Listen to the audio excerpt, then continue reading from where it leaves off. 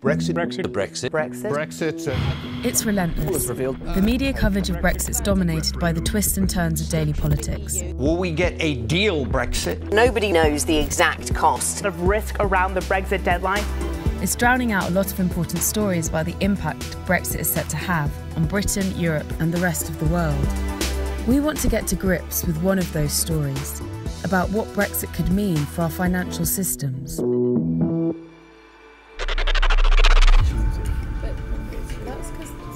Okay, so Brexit, fast-moving story.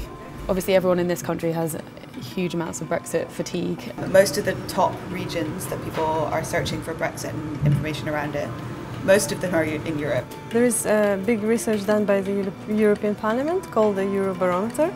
Most of the European countries don't really want to know about bureaucratic decisions and the intricacies of politics. They are all looking into business, trade, and probably this is a subject that really interests people in Europe. How is it actually going to work in terms of economy? To better understand what's at stake here, we spoke to Chris Lockwood, the Economist's Europe editor. Well, it seems to me there's two sort of ends to it. You know, one is what the effects on Britain are going to be, and the other is what the effects on Europe are going to be. The effects on Britain and Europe are very different. I mean, the effects are going to be much more severe for Britain than Europe, and that's worth exploring because, you know, Britain's always tried to argue that they need us more than we need them, which is obviously complete nonsense, based on a complete misunderstanding of the way trade flows work. But then you get into other difficult areas like surrounding the City of London.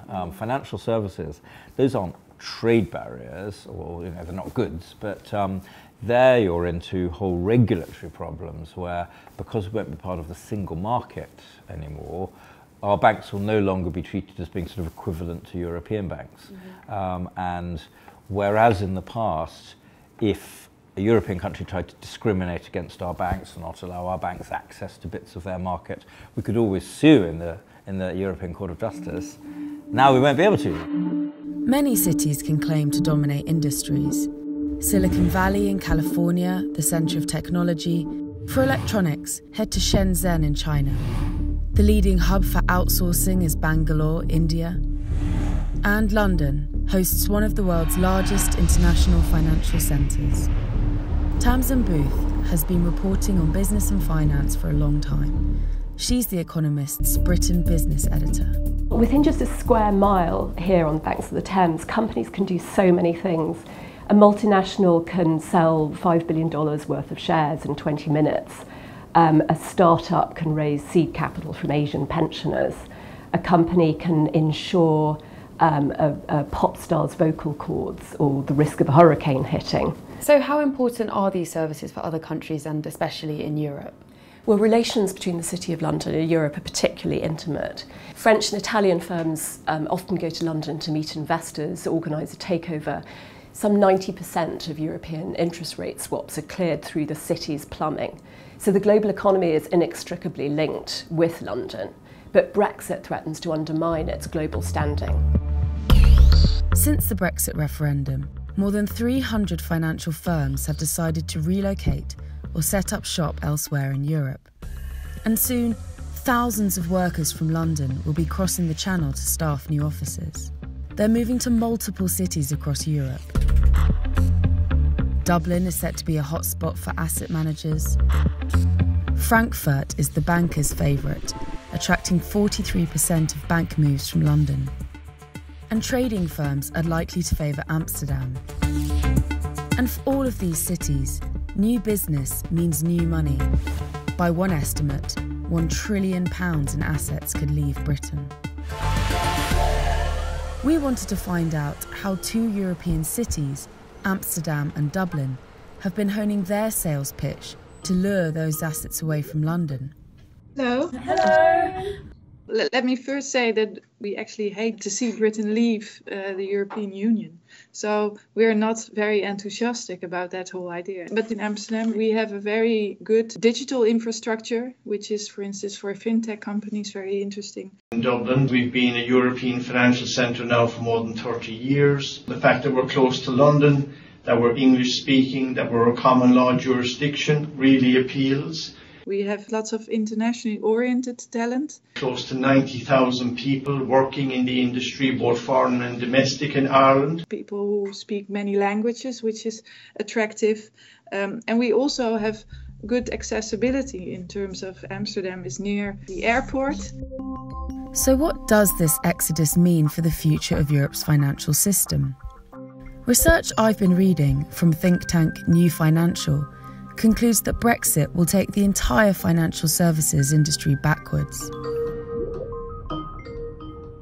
Hello, how are you? Good, very well. Over the past 20 years, anything that can be moved to London has been moved to London because it's so much more efficient for a large bank to run its operations in one financial centre and sell them across border, sell them remotely to customers in the rest of the EU than it is to have 15 offices with 15 separate management structures sprinkled and spread across Europe.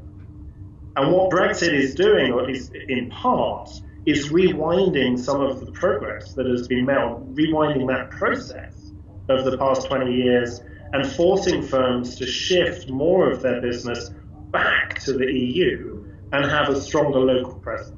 So what is the future of London? When you look back over the history of London as a financial centre, it came to dominance because of its unique position as a global financial centre. It helped fund the railway network in what's now the United States, far more so than it helped fund the railways in what's now France and Germany. So I think we'll see London sort of moving back to perhaps its longer-term historical role of being a global international financial system. London currently ranks second in the Global Financial Centres Index, only after New York. The highest Eurozone city is 15th on the list. Cities like Frankfurt and Paris will be catching up with London post-Brexit, but they probably won't overtake. And any gains they do make at London's expense might prove to be a hollow victory, as Tamsin explained. Ultimately, for the Eurozone, the costs of having a less efficient financial system and a higher cost of funding are really likely to outweigh the benefits of grabbing some bits of business from the city. The annual bill for every 0.1 percentage point increase in the cost of Eurozone firms' funding equates to 32 billion euros, or 0.3% of the whole Eurozone's GDP. How is the City of London going to navigate Brexit? Well, the city could keep a lot of its access to the EU if it agreed to be largely regulated by it. But British regulators rightly fear handing a lot of control to the bloc, especially if the Eurozone's unspoken goal is to shrink the City of London and really boost Paris and Frankfurt. So as countries across the EU start to weigh the financial consequences of Brexit, what about the political consequences? We've been exploring those too, and they're not necessarily what you might expect. The people are slightly more optimistic now than before. So I think the Italians are trying to hope for a better future for the EU. Obviously nothing is for granted, we'll still have to fight every centimetre of ground to actually defend the European Union. But I feel there is a bit more optimism, and that's a good sign. That was the founder of a new pan-European movement called Volt, which features in another of our films, exploring how the Brexit vote is changing the EU. You can watch that film if you click on the link opposite. The other link will take you to the Economist's latest coverage on Brexit, and also some of the data and research we used whilst making this film. Don't forget to subscribe for all our latest releases, and thanks for watching.